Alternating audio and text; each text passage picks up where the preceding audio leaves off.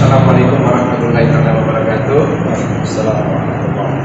Halo pemirsa Rumah Pintar Pemilu KPU Kabupaten Purbalingga, kembali hadir dengan podcast dialektika, dialog interaktif bersama KPU Kabupaten Purbalingga.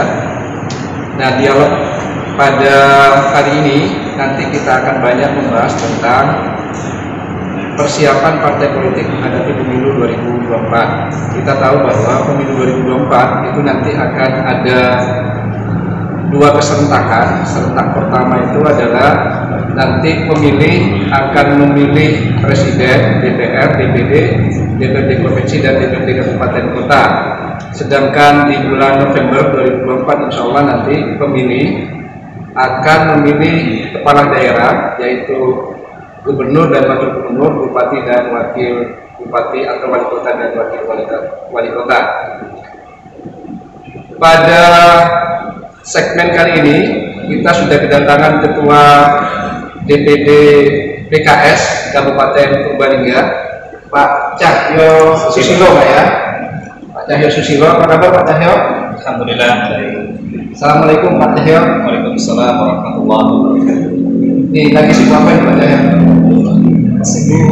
Jadi anggota DPR deh. Jadi Pak Cahyo Susilo ini itu adalah anggota DPRD Kabupaten Purbalingga sudah 2 periode Pak ya. Dan periode yang kedua ini saat ini menjadi anggota Komisi 4 Pak ya, yang membidangi pembangunan dan infrastruktur Pak ya. Baik Pak Cahyo, nanti sebelum saya menanyakan terkait dengan kesiapan PKS Purbalingga menghadapi pemilu 2024, mungkin bisa dijelaskan dulu Pak, kesejarahan terbentuknya PKS itu seperti apa sampai kemudian lahir juga di Purbalingga. Bismillahirrahmanirrahim. Kalau kita lihat bagaimana PKS itu berdiri, maka terekam dalam sejarah. Ia hadir buat dari reformasi. Berdiri tahun 1998. 2010. Namanya bukan PKS, betul. Namanya Partai Keadilan. Pada tahun 1999 hadir Undang-Undang Pemilu Nomor 3 yang mewajibkan peserta pemilu harus minimal RT-nya 2%, electoral threshold. Dan PKS ketika itu pertama kali nggak sampai 2%, sekitar 1,8, hingga terbentuklah partai baru namanya Partai Keadilan Sejahtera. Nah, PK kemudian melebur seluruh asetnya dan kadernya melebur dengan Partai Keadilan Sejahtera yang sampai sekarang. Kalau di tingkat pusat strukturnya memang sedikit berbeda ya. Kalau di tingkat pusat itu ada majelis syuro, di tingkat provinsi dan kabupaten nggak ada. Di sana ada mahkamah partai yang khusus untuk menegakkan disiplin ya. Jika ada kader yang tidak sesuai dengan ada ART atau pelanggaran kedisiplinan, ada namanya mahkamah partai. Kemudian ada yang sama sampai ke bawah itu adalah Dewan Pengurus tingkat pusat, kalau yang pusat Dewan Pengurus tingkat wilayah provinsi, Dewan Pengurus tingkat daerah kabupaten. Kalau ke kecamatan nggak ada DPTC, nggak ada, langsung DPC. Kalau tingkat desa namanya DPRA. Itu strukturnya. Sampai di Purbalingga ya bersama sejarahnya dari awal reformasi di Purbalingga sudah berdiri PK ketika itu, lalu mengikuti dinamika di pusat berubah lagi menjadi Partai Keadilan Sejahtera. Mudah-mudahan tidak berubah lagi ya, memenuhi RT-nya yang sekarang itu berapa ya? 3%, 5%, 4% ya. Nah, PKS juga mengubah lambang Pak ya? Lambang ya, terakhir ini ya, hasil munas terakhir ya. Semangatnya semangat mencerahkan ya. Jadi dari warna dasarnya dulu hitam, kemudian ada putih dan kuning, sekarang lebih dominan ke putih dan seperti oranye. Jadi ini lebih semangat milenial ya. Jadi, apa ya? Dari jauh langsung kelihatan jering gitu kan, langsung menarik perhatian ya.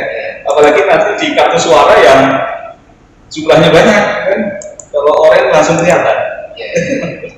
Kalau di DPP namanya presiden Pak ya? Presiden ya. Nah itu kenapa presiden Pak? Ada ininya nggak? Filosofinya? Kenapa tidak ketua umum misalnya? Seperti partai-partai lain? Ya. Jadi kalau apa namanya, sebuah partai itu kan ingin kemudian dia mudah diidentifikasi oleh masyarakat, sehingga kemudian lebih mudah dikenal, lebih mudah diidentifikasi, langsung ketahuan. Nah, hadirlah ide mungkin ketika itu ya. Kalau ketua umum itu biasa, ketua partai itu biasa, lah ya pakai istilah yang lain lah, presiden. Cuma adanya cuma di pusat. Kalau yang di kabupaten bukan presiden, tetap ketua Pak. Tetap ketua seperti biasa. Ya baik Pak. Pak Susilo, ini kan pemilu 2024 ini kan kurang lebih 2,5 tahun lagi ya. Kalau misalnya nanti usulan KPU 21 Februari itu disetujui, itu kan kurang lebih 2,5 tahun lagi ya. Nah ini bagaimana PKS mempersiapkan kontestasi di pemilu 2024? Jadi mesin kerja partai itu kan ada pada kader dan struktur ya. Sehingga secara kelembagaan kita persiapkan untuk 2024, kita targetkan ukur dari itu kepengurusan Partai Keadilan Sejahtera itu 100% sampai dengan alhamdulillah kita sudah 90%. Di daerah atas saja ya. Kemudian ada beberapa wilayah yang di situ kita sudah diterima baik oleh masyarakat. Dilihat dari perolehan suara pada pemilu kemarin. Sehingga ada beberapa desa yang kita didik memang untuk menjadi desa basis. Kalau sudah dibidik menjadi desa basis, maka strukturnya menjadi lebih turun lagi ke masyarakat. Sudah sampai pada tingkat RW dan RT. Ini daerah basis. Sampai ada sekitar 70 desa ya, 71 desa yang sudah disiapkan menjadi desa basis. Dengan konsep ini PKS sesuai targetnya nanti tidak-tidaknya 10 kursi kepada DPR. Jadi targetnya 10 kursi. 10 kursi. Nah terus bagaimana cara mencapai target itu? Kita koordinasi terus ya, bergerak terus di tengah masyarakat. Selama saya jadi pengurus PKS itu, ini partai yang kerjanya tidak ada. Ada pemilu, tidak ada pemilu, dia terus bergerak di tengah masyarakat. Contohnya apa?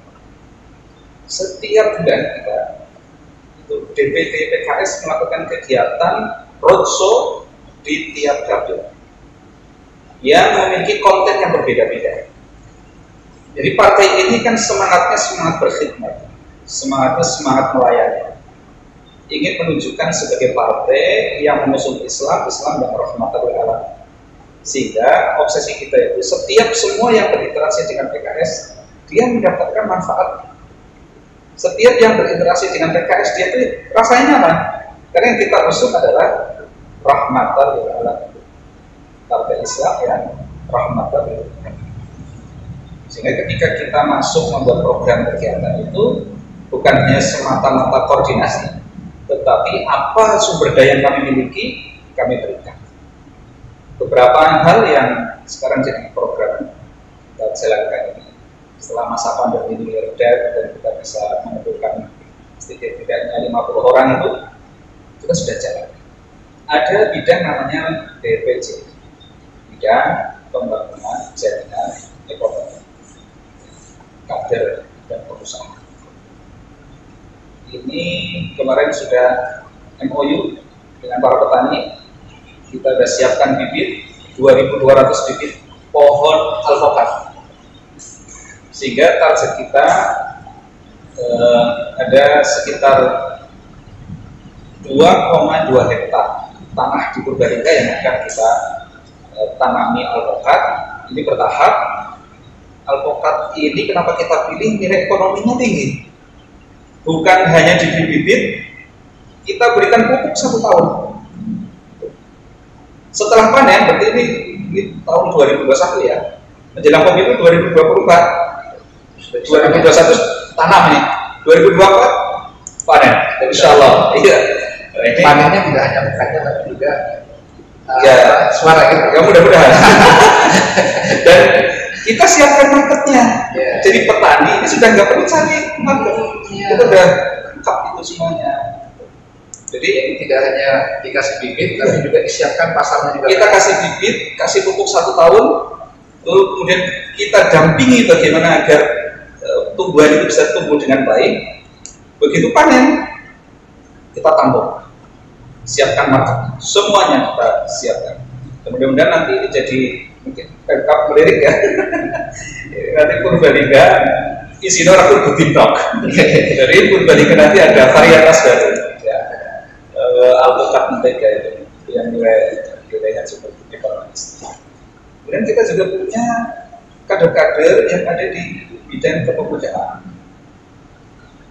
Ini karena milenial ya, sangat dekat dengan gadget ya.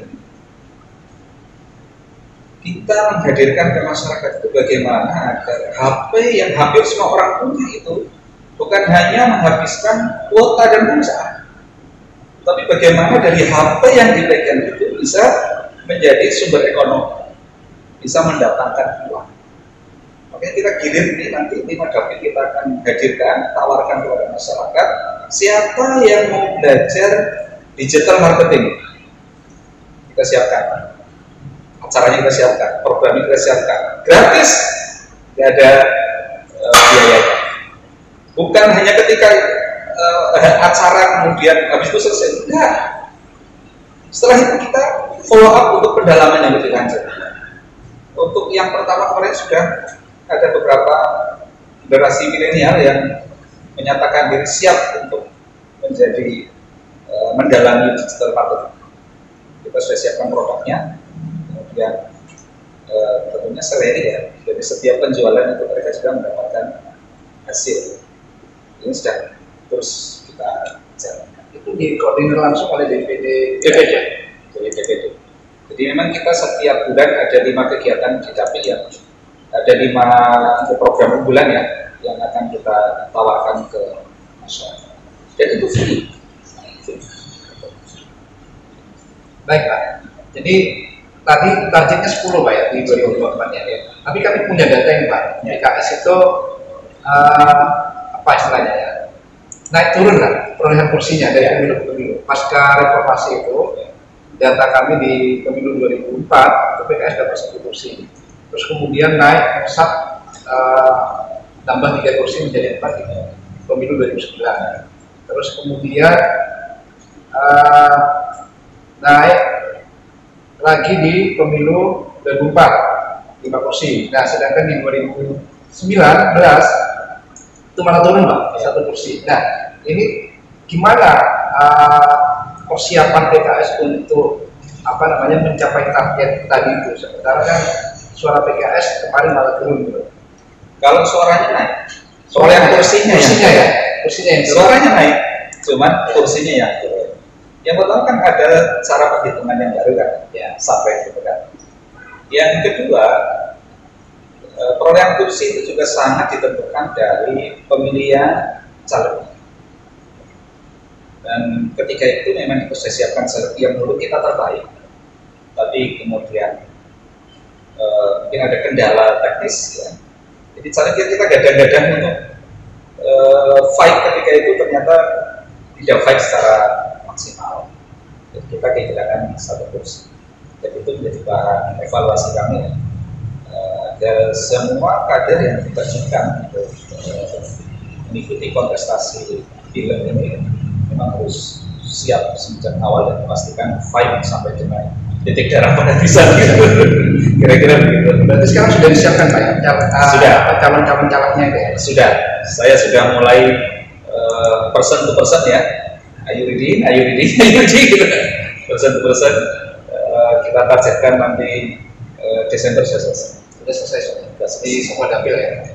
Ya, semua dapil dan menunggu keputusan KPU ini dapilnya mau berubah atau tidak, karena kita pasang komposisinya nanti sesuai dengan dapil yang wacananya sepertinya akan berubah karena kursinya tambah kan dari 45 jadi 50.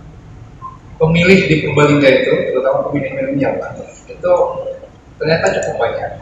Jadi di pemilu 2019 data kami itu dari jumlah pemilih 762.211 itu pemilih milenialnya antara 17 dan 21 tahun itu 89.000, 11,sekian%.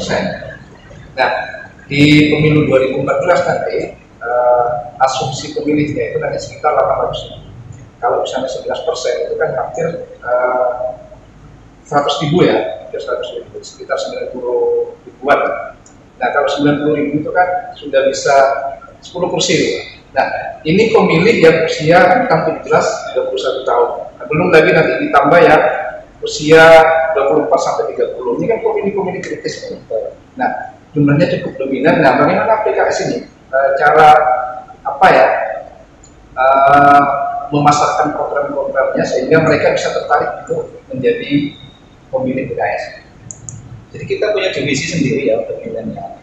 Ada namanya kelembagaan. Bungkusnya milenial semua. Mereka yang kemudian akan melakukan pendekatan ya, menawarkan partai kepada generasi milenial dengan cara milenial. Gitu. Kalau mendekati milenial tapi caranya cara tradisional kayaknya nggak kurang mengenal. Kemudian tadi itu kita bukan hanya sekedar mengenalkan partai, tapi memberikan benefit. Bagaimana orang kenal PKS, terlibat dengan PKS, mereka juga dapat manfaatnya. Jadi antaranya kami tawarkan program-program yang kemudian produktif di tengah masyarakat. Gitu. Ini kan jarang kayaknya saya lihat ya.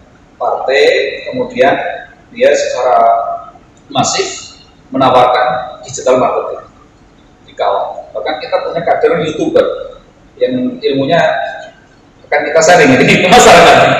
Gajinya dolar, ini kan dasar. Kalau orang kemudian Purbalingga ini banyak yang mengenal ilmu ini, caranya, triknya, saya yakin akan muncul di Purbalingga ini generasi milenial yang bukan semata-mata punya afiliasi politik ya, tetapi dia bisa berkontribusi lebih jauh untuk meningkatkan kesejahteraan masyarakat. Dan ini diantara pola-pola. Jadi kalau seperti tadi tani gitu kan, ini kan ya, kesepuan lah rata-rata lah ya, 40 tahun ke atas. Ketika ada program sendiri yang mendekat kepada generasi milenial. Kegiatannya having fun lah. Sini kalau dengan milenial itu ada konseptornya sendiri. Jadi semua sudah disiapkan Pak waktu itu ya. Insya Allah. Terus tantangan yang selama ini dihadapi oleh PKS apa Pak? Yang pertama begini, di PKS itu ada tradisi, tidak ada istilah mahal. Yang ada itu kecalukan. Dan kita tidak membuka di Purbalingga ini, kita nggak membuka pendaftaran calon anggota legislatif. Yang ada adalah mengamanahkan kepada yang ditunjuk untuk menjadi calon. Kelebihannya, kita memilih orang-orang yang memang kredibel, yang amanahkan inginnya seperti itu. Apalagi kita partai Islam memahami bahwa yang namanya jabatan itu amanah. Kemudian kekurangannya, ada kekurangannya juga. Gak semuanya siap. Karena nggak bisa dipungkiri terjun ke dunia politik praktis seperti sekarang ini menjadi caleg itu butuh biaya besar. Tamu setiap hari kalau udah deklarasi jadi caleg, foto dipasang di mana-mana. Setiap tamu setiap hari, nah tidak semuanya siap dengan finansial ya. Tetapi kalau semangat siap semuanya semangat juga. Nah ini diantaranya kendala dan tantangan. Tetapi ini kan bukan satu-satunya faktor untuk menang.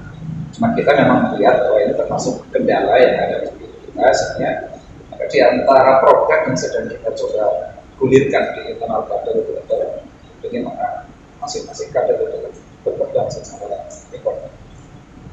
Ada banyak program yang ada. Yang pertanian bagaimana kita maksimalkan ilmu pertanian. Yang peternak kita maksimalkan ilmu peternakan. Yang trading, yang dagang, gimana kita kemudian bersinergi dengan perdagangan itu. Kalau misalnya gini Pak, ada misalnya masyarakat yang ingin masuk PKS itu gimana caranya? Ya cukup kasih KTP aja kalau mau dibikinin KPK ya. Gitu ya? Iya. Jadi untuk jadi kader cukup Ya, KTP aja. cukup memberikan KTP. KTP. Kalau mau ada syarat-syarat khusus misalnya. Nggak. Kita online atau langsung ke kantor gitu. enggak. Kita ini punya kader sampai tingkat ranting ya. Mendekat saja ke yang sudah kelihatan orang PKS gitu lah. Terus selama ini pola rekrutmen kadernya seperti apa Pak?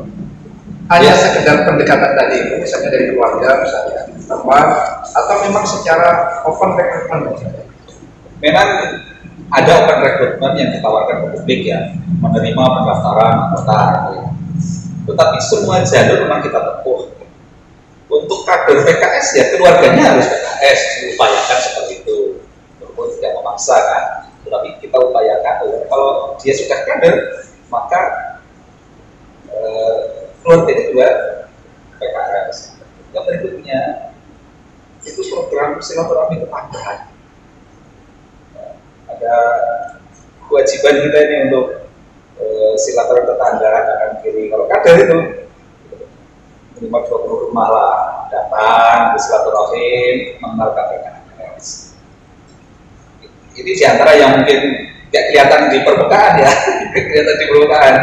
Jadi memang kita hari-hari kita selain membina anggota yang sudah menyatakan diri menjadi anggota, kita juga terus ekspansi, mengenalkan door to door atau setiap bertemu dengan orang yang kita promosikan. Selain program-program struktural yang tadi yang dipromosikan apanya? Tadi programnya, visi misinya, atau mungkin ada hal lain? Ada ilmu begini, kita belajar namanya fikih dakwah itu. Fikih bagaimana orang itu kemudian bisa mau bersama. Jadi yang kita tawarkan pertama itu bukan serta-merta sangat bangga. Esensi Islam itu nampak pada akhlak. Sehingga ketika kita bertemu dengan orang, itu orang itu kemudian merasakan, itu enak ya diajak ngobrol ya. Ini kok sebentar-sebentar ini musim mangga, kok tahu-tahu kirim mangga ya. Jadi tidak serta-merta langsung ke PKS gitu ya. Tetapi kita bagaimana menunjukkan bahwa partai ini yang sudah dalam ADART menyebutkan dirinya sebagai partai Islam yang rahmatan lil alamin, itu orang langsung bisa merasakan. Jadi tidak serta-merta, ayo ikut PKS ya, gitu. Kenalkan dulu diri kita, akhlak kita, perilaku kita. Insya Allah dengan sendirinya mereka akan mengenal PKS ya. Satu, jebule itu orang PKS ya kok baik ya. Jadi lebih pada apa namanya, akhlak masing-masing personal. Betul. Orang apa namanya, orang Arab itu punya kaidah.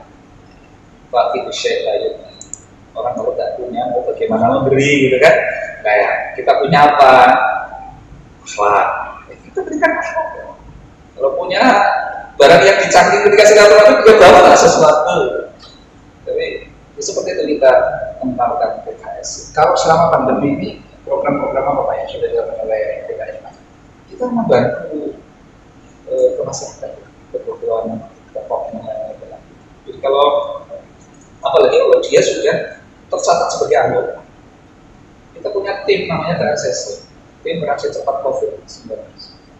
Jadi setiap kita dapat di situ ada anggota yang kena COVID dan harus isoman, maka kita akan penuhi kebutuhan harian. Jadi kita punya TRCC, disiapkan mobilnya, dan termasuk kebutuhan suplemen ya, obat dan vitamin. Kira-kira bukunya apa nih, vitamin apa ya, itu pasti ada. Kebetulan rata-rata kader PKS suka herbal ya. Jadi ketika pandemi kemarin itu kita banyak sekali memberikan herbal ya. Ada madu ya, kemudian ada apa itu namanya, pusat adi hidayah itu kita siap kita stok. Kita memang fokus pada kader saja Pak ya? Enggak, masyarakat dulu? Enggak. Jadi memang yang kita apa namanya, TRCC ini geraknya akan sangat cepat ketika ini anggota ya. Enggak boleh ada anggota PKS yang sudah tercatat sebagai anggota PKS, kemudian dia terkena COVID, kemudian dia tidak tercukupi kebutuhan harian. Kalau pemasakan umum itu sesuai dengan kemampuan kita. Enggak mungkin kita menjangkau seluruh keluarga pribadi. Dan kemampuan keuangan kita ini kan tidak sebagaimana kemampuan keuangan pemerintah daerah. Partai politik memiliki keterbatasan. Untuk masyarakat umum kita memberdayakan pejabat-pejabat publik kita, anggota Dewan DPRD itu, mereka punya kewajiban jika di lingkungannya dia mendapati warganya yang terkena COVID dan harus isolasi. Dengan sendirinya Pak ya? Iya, dengan sendiri itu otomatis. Jadi kita memang terbiasa berkhidmat ya. Jadi rasanya kalau lihat sesuatu itu kalau enggak gatal ya. Ya bukan gatal ya. Kayaknya kok kalau nggak bisa bantu kayaknya sedih gitu ya. Ya baik Pak. Target tadi ya selain 10 kursi ya 2024. Mungkin ada target di eksekutif Pak? Ya bismillah. Kenapa kita pasang 10 gitu? Karena memang kita PR1 juga. Kalau kita punya 10, kita punya keleluasaan kan dalam mencalonkan kader untuk masuk ke PR1. Harapannya bisa ini ya menjadi kepala daerah gitu ya? Ya, selama ini kan belum Pak ya? Ya selalu berikhtiar. Ya kita tahu diri lah ya, baru dapat tempat kursi gitu kan. Bisanya berkoalisi dengan partai lain Pak ya? Kita nggak menutup diri bisa berkoalisi dengan siapa saja, selama kemudian ketika berembuk kita bisa menyamakan bersama. Baik, mungkin ada hal lain Pak yang perlu disampaikan sekaligus closing statement ke masyarakat, silakan. Bismillah ya. PKS Partai Keadilan Sejahtera ini adalah partai yang visinya adalah untuk mewujudkan cita-cita nasional. Partai ini sama visinya dengan apa yang tercantum dalam pembukaan Undang-Undang Dasar 1945. Ia ingin melindungi segenap bangsa dan tumpah darah, ingin memajukan kesejahteraan, ingin mencerdaskan, ingin terlibat dalam mewujudkan perdamaian, sama seperti apa yang tercantum dalam pembukaan Undang-Undang Dasar 1945. Sehingga PKS ini adalah partai yang memang menyediakan dirinya untuk menjadi pelayan masyarakat, pelayan umat. Sehingga mohon tidak usah sungkan-sungkan kepada masyarakat sekiranya ada hal-hal yang PKS bisa advokasi, kita akan berikan advokasi. Apa yang ada pada diri kami, yang ada pada struktur, sumber daya yang ada pada kami, itu kami dedikasikan untuk masyarakat. Tidak ada ilmu yang kemudian ditutupi. Digital marketing kita punya SDM-nya, kita kasih. Yang mau belajar YouTuber, kita punya SDM-nya, kita kasih. Yang mau belajar pertanian, kita siapkan tenaga. Ya, semua itu adalah untuk masyarakat. Dan bagi kami yang ada di struktur, di kepengurusan, ini menjalaninya dengan ringan ya, karena semangat kami sesungguhnya adalah semangat untuk mengabdi kepada, beribadah kepada. Sehingga apa yang kami lakukan itu ya, obsesinya sesungguhnya adalah bagaimana kemudian Allah menerima setiap upaya pengorbanan yang kita keluarkan di partai ini sebagai bagian dari amal ibadah. Apalagi yang asasnya Islam, ngurusi partai itu yang dituntut perjuangan dan pengorbanan. Dan kita nggak ingin waktu, tenaga, perjuangan, pengorbanan itu kemudian tidak dinilai sebagai ibadah. Sehingga di internal kami senantiasa menyatakan ikhlas. Sehingga kita menjalaninya semuanya dengan ringan, relax. Kira-kira begitu. Ya, baik pemirsa, demikian dialog kami dengan Ketua DPD PKS Kabupaten Purbalingga.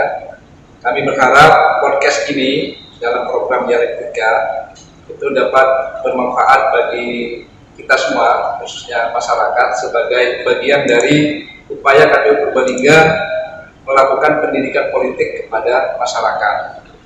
Nah, jadi podcast ini diharapkan nanti itu menjadi ruang atau kanal-kanal baru bagi masyarakat untuk mengetahui program apa atau mungkin visi misinya seperti apa partai-partai politik yang ada di Purbalingga.